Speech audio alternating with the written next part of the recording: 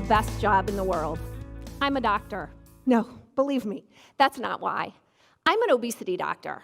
I have the honor of working with a group of people subject to the last widely accepted prejudice, being fat. These people have suffered a lot by the time they see me.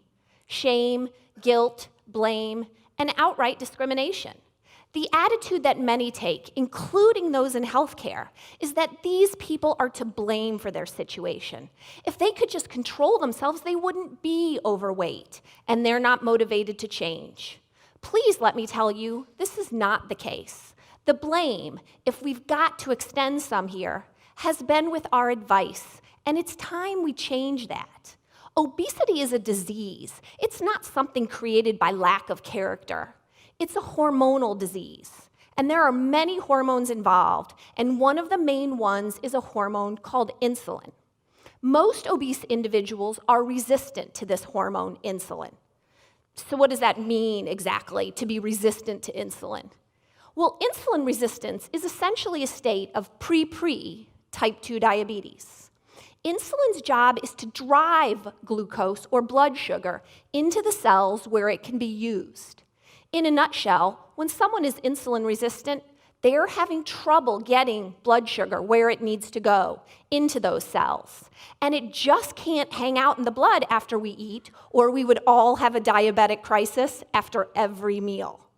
So when someone is resistant to insulin, the body's response to this is to just make more of it.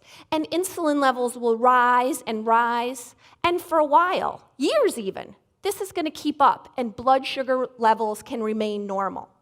However, usually it can't keep up forever, and even at those elevated levels of insulin are not enough to keep blood sugar in the normal range. So it starts to rise. That's diabetes. It probably won't surprise you to hear that most of my patients have insulin resistance or diabetes. And if you're sitting there thinking, that's not me, you actually might want to think again, because almost 50% of adult Americans now have diabetes or prediabetes. That is almost 120 million of us. But that's hardly everyone who has issues with insulin, because as I was saying, people have elevated insulin levels due to insulin resistance for years, even decades before the diagnosis of even prediabetes is made. Plus, it's been shown that 16 to 25% of normal weight adults are also insulin resistant. So in case you're keeping track, this is a heck of a lot of us. So the trouble with insulin resistance is, if it goes up, we are at great risk for developing type 2 diabetes. But also, insulin makes us hungry, and the food we eat much more likely to be stored as fat. Insulin is our fat storage hormone. So we can start to see how it's going to be a problem for diseases like obesity and metabolic issues like diabetes. But what if we trace this problem back to the beginning and we just didn't have so much glucose around that insulin needed to deal with? Let's take a look at how that could be. Everything you eat is either a carbohydrate, a protein, or a fat.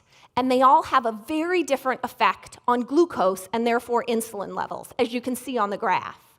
So when we eat carbohydrates, our insulin and glucose are going to spike up fast. And with proteins, it looks a lot better.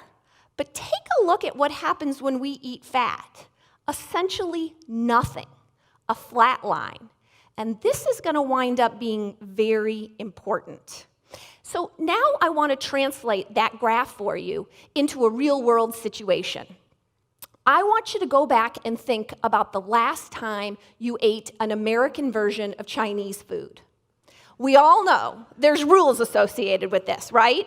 And the first rule is you're going to overeat, because the stop signal doesn't get sent until you are literally busting at the seams. Rule number 2 is in an hour, you're starving. Why? Well, because the rice in that meal caused glucose and insulin to skyrocket, which triggered hunger, fat storage, and cravings.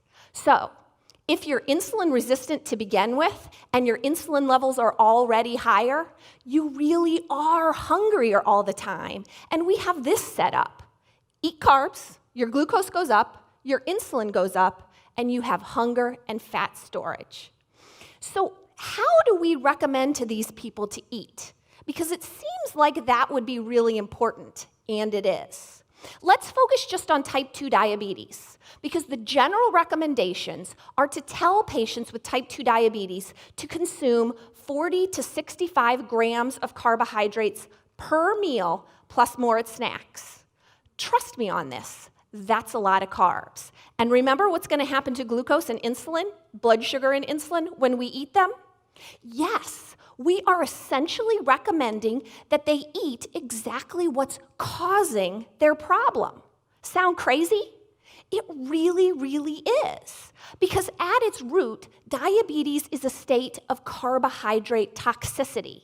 We can't get the blood sugar into the cells, and that causes a problem in the short term, but the long-term consequences are even greater.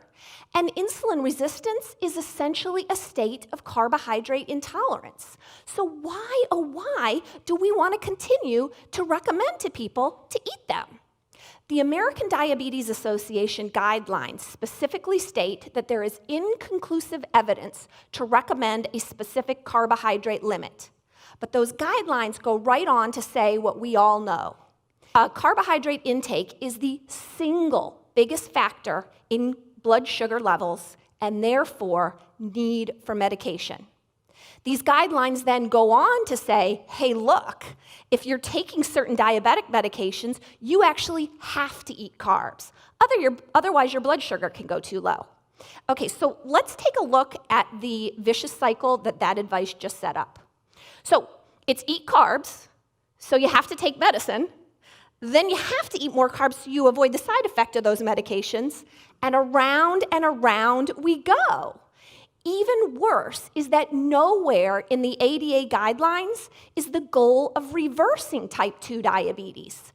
This needs to be changed because type 2 diabetes can be reversed in many, if not most situations, especially if we start early. Not only do we need to let people know this, but we have to start giving them the practical advice so they can do this. Consider carbs. First, here's a shocker for you. We don't need them. Seriously, our minimum daily requirement for carbohydrates is 0. We have essential amino acids, those are proteins, essential fatty acids, but nope, no essential carb. A nutrient is essential if we have to have it to function, and we can't make it from something else. We make glucose, plenty of it, all the time. It's called gluconeogenesis. So, we don't need them. The overconsumption of them is making us very sick, yet we are continuing to recommend to patients to consume close to, if not more, than half of their total energy intake every day from them. It doesn't make sense. Let's talk about what does. Cutting carbs, a lot. Yes, in my clinic, we teach patients to eat with carbs as the minority of their intake, not the majority. So how does that work? Well, when our patients decrease their carbs, their glucose goes down, and they don't need as much insulin. So those insulin levels drop and fast. And this is very important because a study looking at our National Health and Nutrition Examination Survey data, better known as NHANES, showed that the single biggest risk factor for coronary artery disease is insulin resistance. It is responsible for a whopping 42% of heart attacks. Low-carb intervention works so fast that we can literally pull people off of hundreds of units of insulin in days to weeks. One of my favorite stories is a very recent one. A young gal, but who had an almost 20-year history of type 2 diabetes, came in when a physician from another clinic told her she was just sick and should probably get used to it. Her diabetes was way out of control. This despite the fact that she was on multiple medications, including almost 300 units of insulin that was being injected into her continuously every day via a pump. All of this, remember, blood sugar still out of control. So we put her on a low-carb diet, and now let's fast forward 4 months. She lost weight, yes, but better than that, sick no more. Her blood sugar levels were now normal all of the time. This on, get this, no diabetes medication. Gone was the 300 units of insulin, no more insulin pump, no more pricking her finger multiple times each day. Gone, all of it, no more diabetes. One of the greatest joys of my job is to be able to tell a patient like this that they no longer have diabetes, and we ceremoniously take it off their problem list together. So, are they cured? Is this a miracle? We'll leave that grandstanding to Dr. Oz. Cured would imply that it can't come back. And if they start eating excessive carbs again, it will. So no, not cured, but they don't have diabetes any longer. It's resolved, and it can stay that way as long as we keep away the cause. So what does this look like then? How does somebody eat this way? Well, first let me tell you what it's not. Low carb is not zero carb, and it is not high protein. These are common criticisms that are so frustrating because they're not true. Next, if we take the carbs out, what are we going to put in? Because remember, there's only 3 macronutrients. If one goes down, one has to go up. My patients eat fat, and a lot of it. What, you say? I mean, what's going to happen when you eat fat? Well, let me tell you, you're going to be happy because fat tastes great and it is incredibly satisfying. But remember, fat is the only macronutrient that's going to keep our glucose, blood sugar, and insulin levels low, and that is so important. So I want you to now hear my simple rules for eating. These rules, you have to remember, are even going to be more important if you are one of the tens of millions of Americans who have trouble with insulin levels. Rule number 1, if it says light, low fat, or fat-free, stays in the grocery store, because if they took the fat out, they put carbs and chemicals in. Rule number 2, eat food. The most important rule in low-carb nutrition. Real food does not come in a box, and no one should have to tell you real food is natural. You should know that when you look at it. Don't eat anything you don't like. And eat when you're hungry. Don't eat when you're not, no matter what the clock says. And number 5 is a simple way to remember what we want to avoid. No GPS. No grains, no potatoes, and no sugar.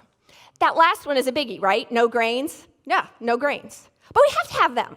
Nope, they're a carb. But whole grains are so good for us. Well, first of all, there are actually very few foods out there that are truly whole grain, even when they say they are.